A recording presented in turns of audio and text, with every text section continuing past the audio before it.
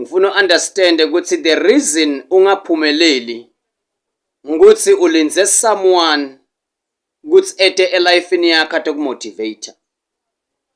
I-problem ukuthi awutimotivate, ulinze someone ukuthi atokumotivate.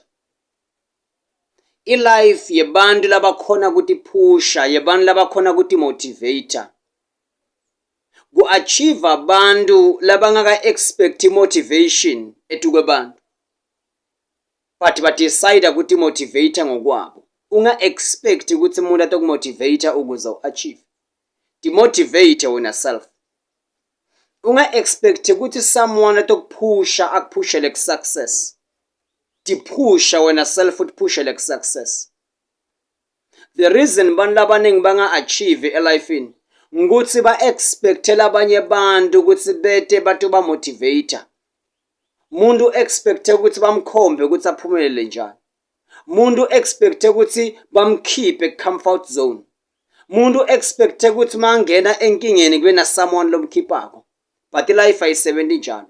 Uma ufuna ku-achieve, ufuna kuba successful, ufuna kuba prosperous elifini, ufuna kuba better ku something, kutomele utiphushe. Kutomele u-expecte wena mnikati ukuthi uphume ngokwakho etukwesimo.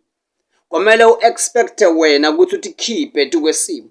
Unga-expect friend yakho, unga-expect isibling yakho, unga-expect parent yakho ukuthi kukhiphe etukwenkinga. Tikhiphe wena self enkingeni.